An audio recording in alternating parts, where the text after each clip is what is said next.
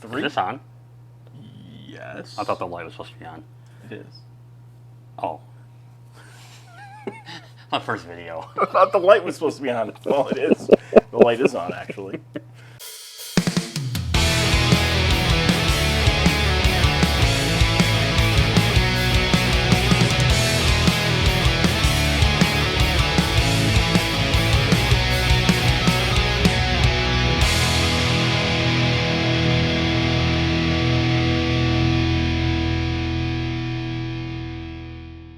Hello everybody, and welcome back to another episode here on Milwaukee Beer Review. As always, I'm Josh. And I'm Ross.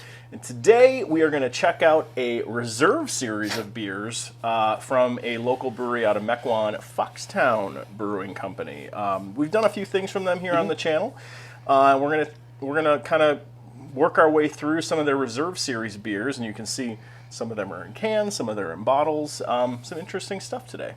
And we had the chance to hang out with a bunch of the folks from Foxtown yesterday. Got to check out their brand new, well, not really brand new, their brewing facility out of Germantown, Wisconsin. So if you don't know, Foxtown actually brews their beer out of a separate facility in Germantown, and then they have a very beautiful tap room in Mequon, which is kind of the face of the brewery. But that's going to be changing soon, right? Yeah, so what they're going to end up doing is, towards the end of this month, we're doing this in June, so towards the end of June, they're going to start doing some, they're going to sell beer out of the Germantown location, and then later this year, they're not exactly sure when, they do want to start doing some tours and actually doing some like tastings and things outside of the brewery, which is going to be awesome, because what they did is they have one half of it that is dedicated just to the brewing, and the other half is kind of be more to host people and have like the beers and the tappers and everything. It's a really nice space, big spot, and honestly, we got to do a little bit of tour yesterday. It was a lot of fun. You got to try some exclusive beers that haven't been released yet, which is really cool to do, and they do plan on doing that with the tours. It's not something that we just got to do. When they have a new beer on tap that they're going to be releasing soon, you just try it right out of the one of the tanks. So really cool. Like you said, they'll be selling beer out of the Germantown brewery somewhere before the end of June 2023, and then look for later this year or early 2024 tours to start and all that good stuff. So thanks to Kurt and the rest of the folks out there for giving us a good time yesterday. We're going to try these ones on the channel, and we're going to let you know what we think of them. So let's get this thing kicked off. What are we starting with? So we're starting with the Cuvee. This is a blend of 3 different barrels. It is a rum, a rye, and a whiskey barrel. Yes. So this one comes in at 11.5%. It is a stout, as we mentioned, so let's get a little nose on it. Let's get a little nose on the Cuvee from 2023. Ooh. Heavy spirit on the nose. Slight, like, I can't figure out what that exactly is. Slight, like a maple sweetness to it. There is kind of a maple sweetness on the nose. It's very whiskey forward, but kind of like a very sweet. There's almost kind of like a dark fruit character to the spirit coming off of it too. Yeah. It smells like a really solid barrel aged stout. Good, so let's check it out. All right, cheers.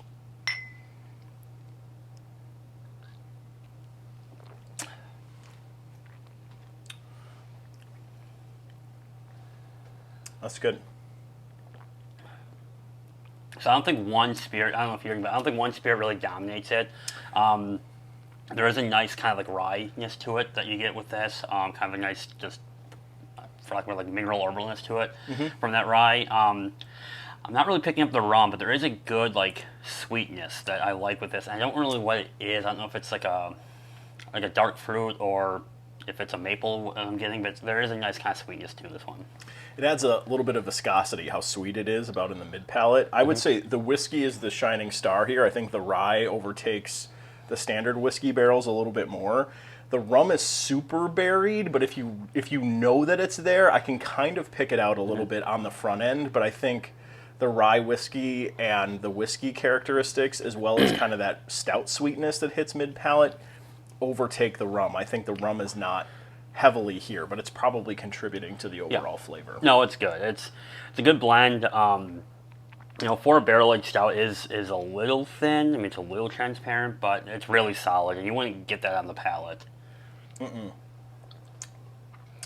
There's a ton of viscosity to this, like, you know, medium viscosity on it. It's a really solid cuvee. I like it. Yeah.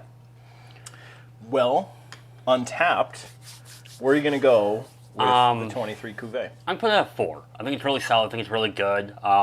It's oddly drinkable, coming in at 11.5%. But I can see myself kind of easily enjoying 1 or 2 of these in a night and everything. It's really good, so I would say a 4. Another benefit to the 12-ounce can. Yeah, exactly. I'm right with you there at a 4. I think this is very, very drinkable. I think it's well put together. I like that you get a little bit of all of those characteristics, and a Cuvee is always interesting as you blend those spirits together and the beer out of those different barrels. So, well done, Foxtown. Good stuff. What's next? Up next is the Golden Strong Ale. So this is going to be a Belgian-style ale. It should be a little drier with some sweet characteristics to it. This one comes in at what? I can't remember the ABV. 9%. So this was released this year as well, I believe. And they are starting to put more of these barrel-aged beers in cans, but this is still one of the ones that they decided to bottle. So. And this one's aged in Madeira barrels, which is a island off of Portuguese, or a Portuguese island. So it's a Portuguese wine barrel it was aged in. Yeah. All right, let's check it out. Little nose.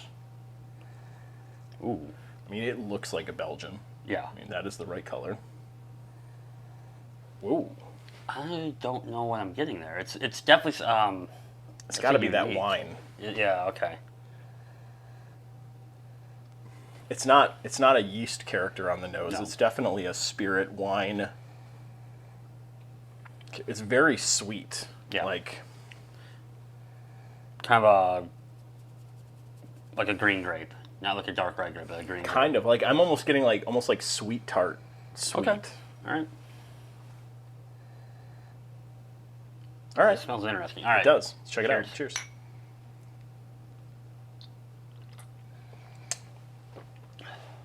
Okay, yeah, that's that wine. It is like green grape. I think that's where it lands for me too. Is like green grape characters.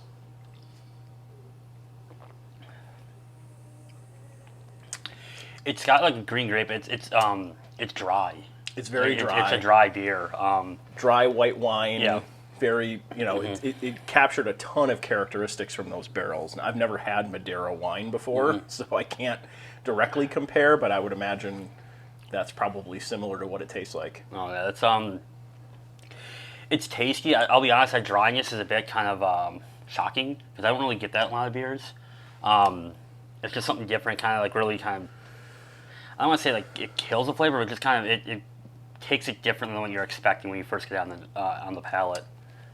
I would say there's not a lot of traditional Belgian beer characteristics to this either. I think it's very spirit wine forward, a little sweetness in the middle, and then out the back that like grape wine character is really what lingers.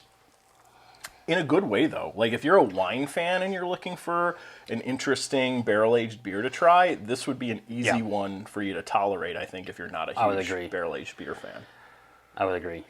So where are you putting this in Untappd? Now, I'm not one of those people.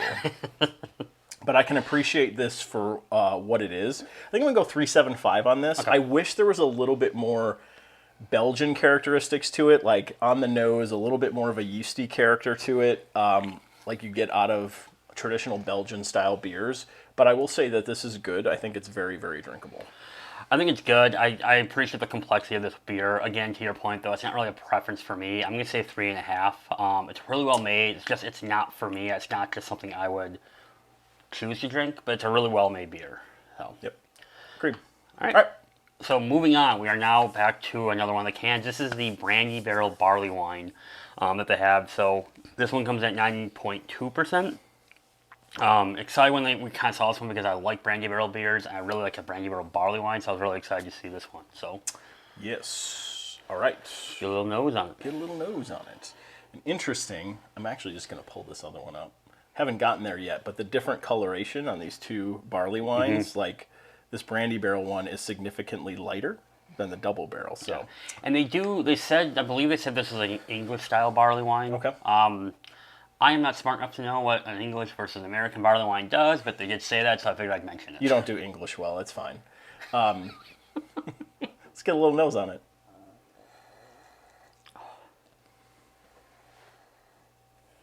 That's got to be brandy. Yeah. It's a brandy spirit. There's a sweetness of that dark fruit, that stone fruit that you get with this one. But brandy's the star on the nose. I don't tend to drink a lot of brandy isolated. I'll drink it in an old fashioned and stuff like that. So my nose doesn't pick that up as well. But it smells very spirit forward, right? Yeah. All right, let's check it out. Cheers. Cheers.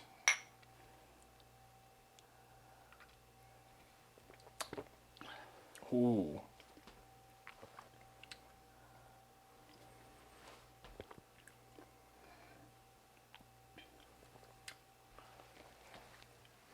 Interesting. So the dark fruit's there. It's Yeah. it's not like prominent. It's not like in your face like you get with some barley wines. There's a good sweetness there, but it's really tame kind of throughout the palate. But it offers a nice, like, just that right amount of sweetness that you want with your barley wine without being overpowering. It's tasty, and that brandy adds a really nice kind of different characteristic than what we normally get out of it.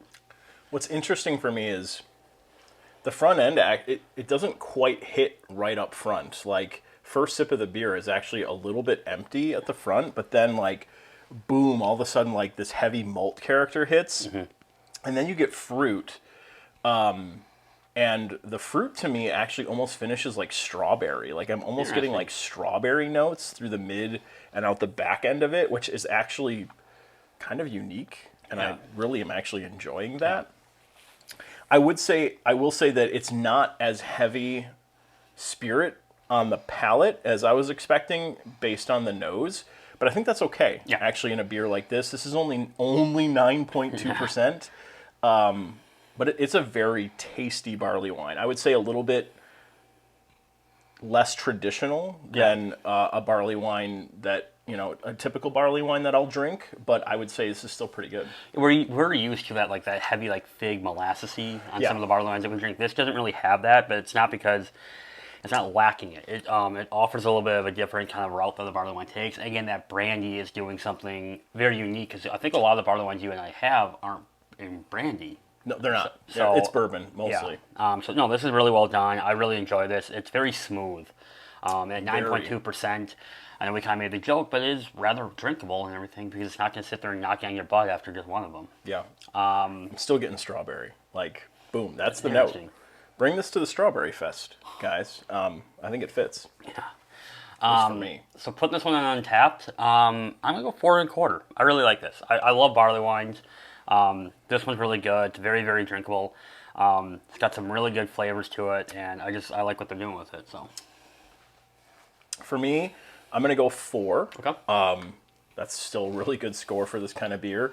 I'd like to see a little bit more spirit character in it, but that's not saying that this is bad, right? As I stated before. So it's a really good beer. I like it. I'd just like to see that. If it had a little bit more of that, I'd probably kick it up where you did. Yeah. So.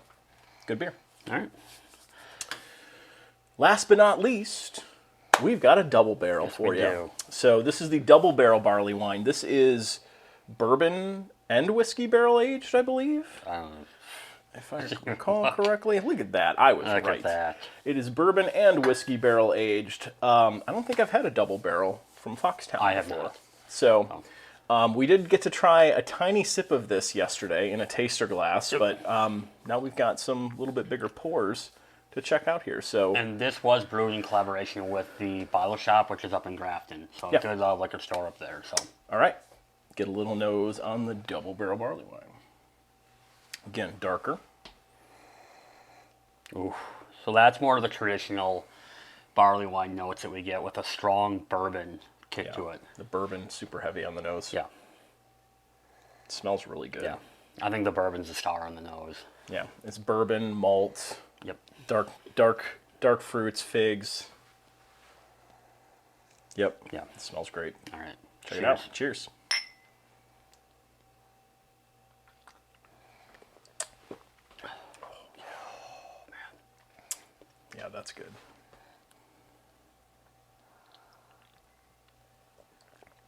So one common characteristic I get every time I have a double barrel, there's like a slight like fudginess. And there's a little bit of that here, and the fact that you're getting that slight kind of fudginess with that dark fruit, it really adds some complexity to this one that is really good. The bourbon characteristics of this are so good. Like, I don't know what kind of bourbon barrels these were aged in, but that bourbon character is great. Like, it hits you right up front. Does it say? Maybe we should have looked. Yes, it does. Elijah Craig Bourbon Barrel and Obtainium Canadian Whiskey Barrel. Okay, so that makes sense. I think Elijah Clark tends to have a little bit of an apple. Is it Clark? Elijah Craig. Elijah Clark. Elijah Craig tends to have a little bit of an apple character to the bourbon, from what I understand. I'm getting a little bit of that in here along with the dark fruit. But really, really solid. Bourbon hits you up front. Yeah. You get kind of this nice, sweet, malty, dark fruit character in the middle of the palate. And there's just something that bourbon does in a beer like this for me that just smooths everything out, and that taste just elevates everything else going on in the beer. This is really well done. And what's crazy is we're drinking back-to-back barley wines from the same brewery, and they're very uniquely different. Like, you would never guess they're both like from the same brewery or the same style, because they offer characteristics of barley wines, which is very unique characteristics of them. To your point, though, what the bourbon does to this and the kick it has and provides to this one it's phenomenal. And that kind of that molasses that you get, the very traditional barley wine notes you get throughout, really take this one home. Yeah, this is good. Where are you going with this one? I'm struggling on this one. I'm actually giving it a 4.5. I really like this. It's really well done. It's really good. And I'm a sucker for a good barley wine. So I'm very biased with barley wines, but this is a damn good one. This is probably my favorite Foxtown beer I think I've had. And I've had quite a few different beers from Foxtown. I think this tops the list of beers that I've had from them. I'm also going 4.5. I think this is a really solid barley wine. I think it's very well done, and this is kind of perfect. It's just done perfectly. It's done really, really well. Yeah. So 4.5 on this one as well. Pretty darn good series of 4 different Reserve Series beers here from Foxtown Brewing Company. If you haven't been out there, if you haven't checked them out, definitely give them a shot. They've got some interesting stuff out there. I do believe they do still have some of the double barrel actually available in the Mequon tap house. Yep. So check that out. Go have a bite to eat while you're there, because some tasty snacks you can get there as well. The other ones, we did pick this one up last night, the Brandy Barrel in the can. The other ones, I believe they might still have some, but it's going to be very, very limited at this point. So if you want them, go get them. But I believe 23 beers on tap there, so give them a shot if you're in the area, or even if you're not. It's worth the drive. I believe it's about a day's horse ride out of downtown Milwaukee. Right. So get started. All right. Well, thanks for checking out this episode. Check us out on the rest of our social media channels. We are on Untappd. We are on Twitter. We are on Facebook. We are on Instagram.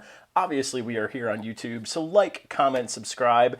And if you've tried these, let us know what you think in the comments, or how wrong we are. Again, thanks for watching, and we'll see you in the very next episode. Thanks, everyone. Bye-bye. Bye.